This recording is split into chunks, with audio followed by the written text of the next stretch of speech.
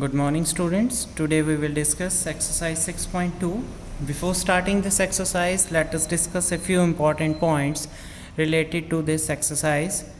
See here, I have drawn this figure where M and N, two lines are there, and one more line L intersecting these two lines at point P and Q. Right students?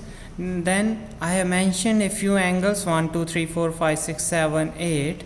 With these angles I will explain you about a few important points related to angles. See, angle 1, 2, 7, 8. 1, 2, 7, 8. These angles lies exterior sides, that's why these are called exterior angle. Now interior side 3, 4, 5, 6 are there, that's why these angles are called interior angles. Now come to most important point, corresponding angles. Here we have angle 1 and angle 5. These two are corresponding to each other, but here line M and N are parallel to each other, that's why these corresponding angles are equal.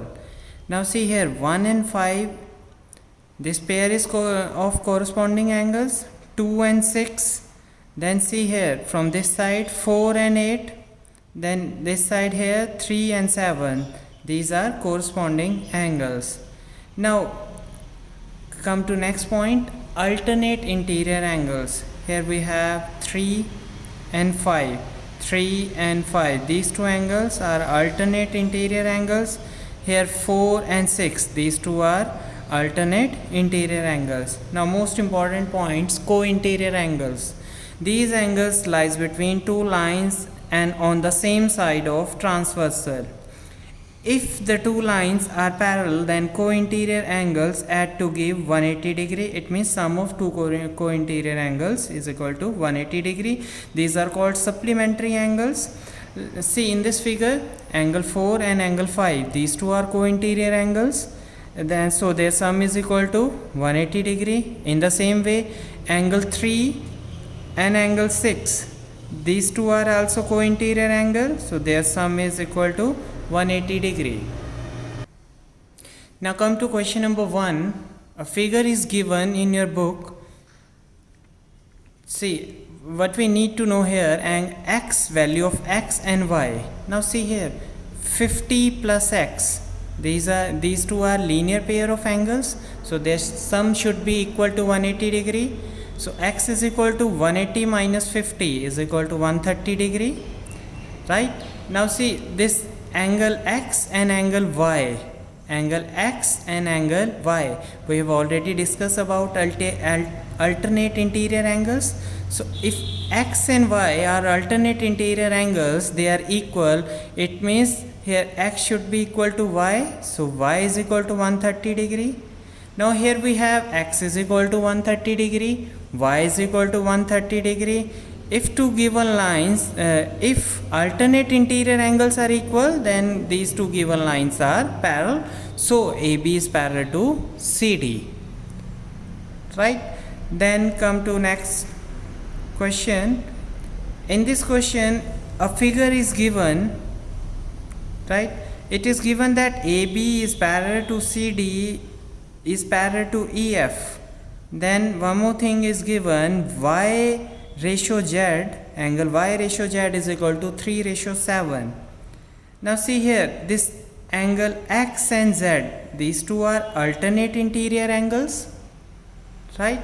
Then if these two are alternate interior angles, they are equal, X is equal to Z. So now next point, x plus y, what kind of angles these are? These are co-interior angles, lies co-interior angles, and these two angles lies between two parallel lines, so their sum is equal to 180 degree. And here x is equal to z because of alternate interior angles, so z plus y is equal to 180 degree. Now here I have assumed that ratio is given, y ratio z is equal to 3 ratio 7. So y is equal to 3a, z is equal to 7a. So 7a plus 3a is equal to 180 degree. So here I will get a is equal to 18. So Z is equal to 7 into A. 7 into A.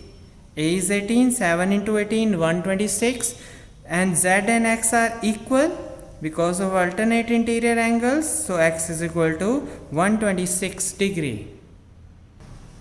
Now come to question number 3. In this question, a figure is given here. ZED, angle ZED is given 126 degree, and angle FED is equal to 90 degree. It is given, right? And we need to know here angle AZE and angle FGE. Now see here, angle ZED is equal to angle ZEF plus angle FED.